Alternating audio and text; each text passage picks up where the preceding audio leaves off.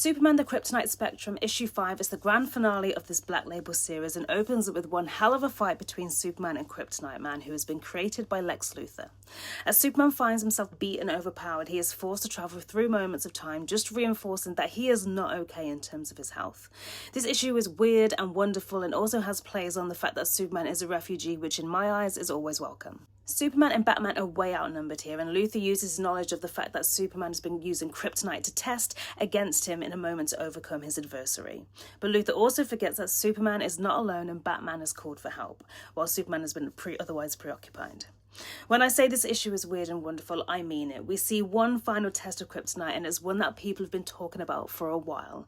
That's right, pink kryptonite, and this moment had me laughing. But its effects doesn't last too long, as Superman is forced to say his goodbyes to Lois. But of course, Superman has a plan, as he always does, and he calls for help from his new friend, Kal-El. And this gives us a really fun few moments in terms of dialogue and also in terms of the use of artwork. But just as the pair find victory, it's cut at a loss as Superman loses consciousness. It's up to Batman and Lois to figure out a way to help him, as isn't just the beating from Luthor that he's dealing with, but it's also the effects of all the kryptonite that he's been testing on himself. At the end of the issue, we skip a few months, and honestly, I have no idea what I expected to be the outcome of this series, but I did not expect to be what it is. This has got to be one of the weirdest comic series I've ever read, and I also still have no idea what it's been in Black Label.